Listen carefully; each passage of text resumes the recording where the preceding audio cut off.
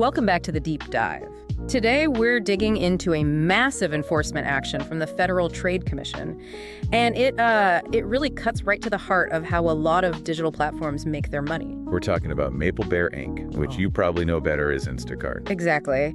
And the fallout from their $60 million settlement with the FTC is, well, it's significant. This isn't just a fine. It's a huge signal to the entire digital commerce market. Right. It's putting a regulatory spotlight on things like hidden fees, misleading guarantees, and what the FTC is now calling, subscription dark patterns. So our mission today is to really dissect this. First, the $60 million number itself. Second, the compliance burden Instacart is now under. And third, linking all of this to what might be the next big regulatory battleground, AI-driven pricing. Yeah, that $60 million headline really grabs your attention. Instacart agreed to it to settle an FTC lawsuit filed on December 18th, 2025. And for you, the key detail here isn't just the amount, right? It's about where that cash is actually going. Precisely. The funds are explicitly for consumer redress.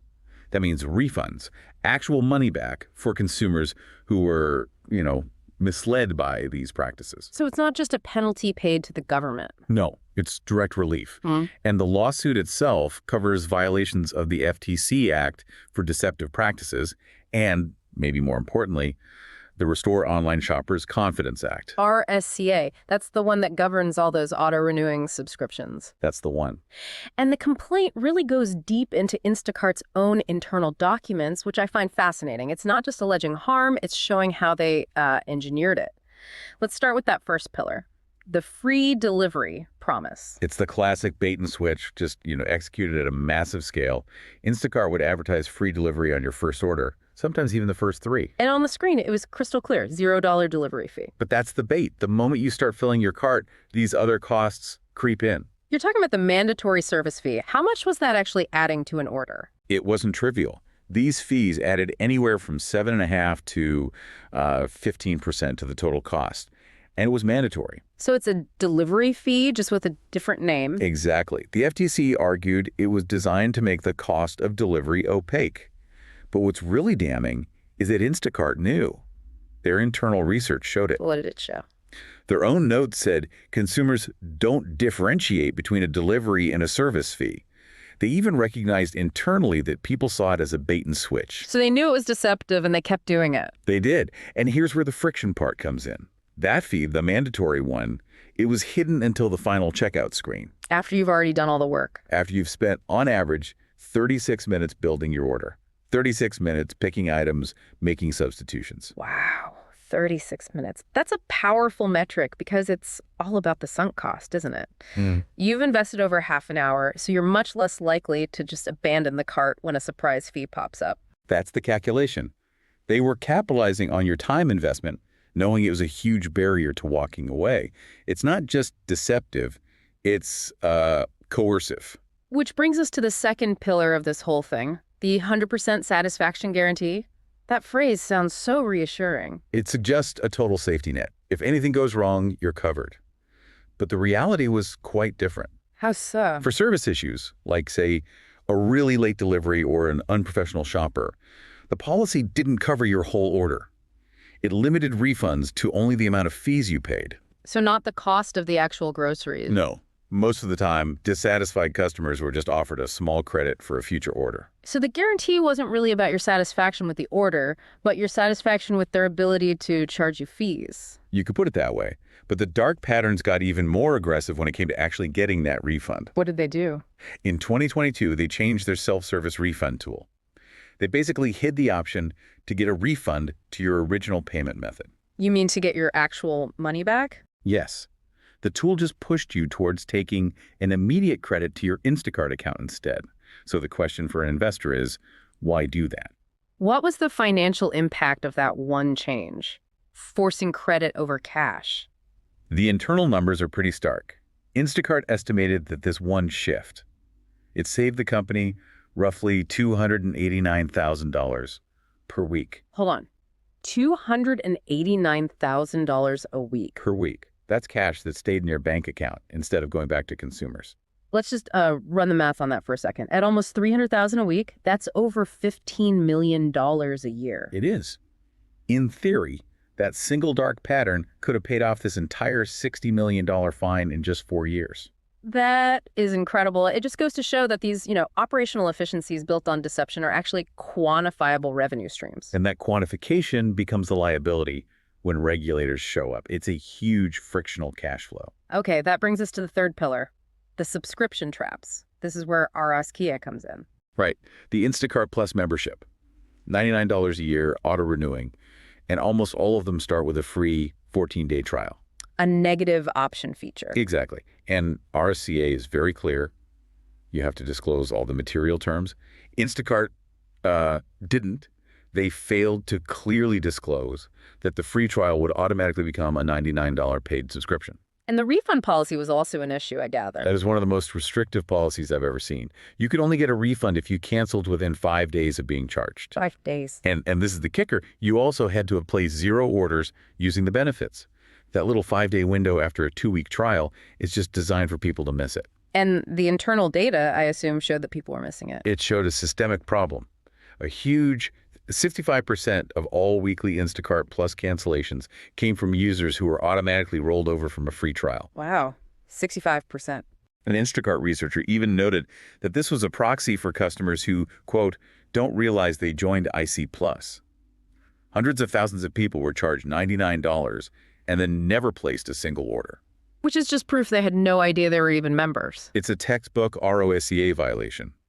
They were relying on consumer confusion to drive revenue. So we have this quantified deception across fees, guarantees, and subscriptions. Let's pivot to what this means going forward. What are the permanent restrictions on Instacart now?